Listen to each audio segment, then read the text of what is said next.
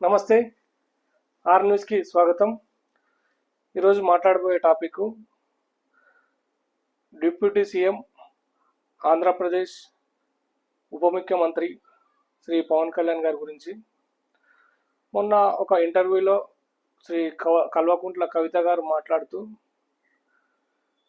పవన్ కళ్యాణ్ గారి గురించి ఆ ఇంటర్వ్యూ చేసే పర్సను అడిగితే, అయ్యో రామా, ఆయన అసలు సీరియస్ పొలిటీషియనే కాదు అని చెప్పి విమర్శ చేశారు. మేడం కల్వకుంట్ల కవిత గారు, మీ ఫాదర్ అంటే మాకు గౌరవం, కేసీఆర్ గారు అంటే మాకు చాలా గౌరవం, కానీ మీరు ఏదో హైప్ గానికి పవన్ కళ్యాణ్ గారిని విమర్శించే స్థాయి మీది కాదు మేడం. ఒక పక్క మా అరవింద్ అన్న మీరు ఏ కౌంటర్ వేసినా కానీ రీకౌంటర్ ఇస్తూనే ఉన్నాడు. ఇంకా ఎందుకు మేడం మీరు పవన్ కళ్యాణ్ గారు తిరిగిపోయే స్థాయి మేడం ఇది? ఆయన సీరియస్ పొలిటీషియన్ ఎలా కాదు చెప్పండి? ఎవరి దగ్గర నా పైసలు దోసుకున్నాడు ఆయనే సీరియస్ పొలిటీషియన్ అంటే అట్లుండాలనా? మీలాగా లిక్కర్ స్కామ్ చేసి జైలుకు పోవాలనా సీరియస్ పొలిటీషియన్ అంటే?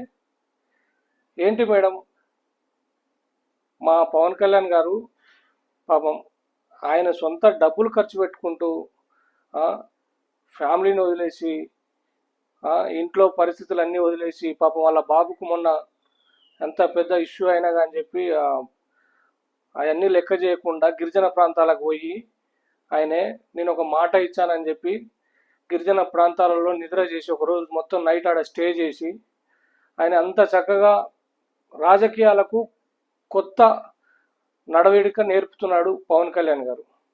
మీరు అట్లా ఏ రోజన్నా చేసిరా మేడం?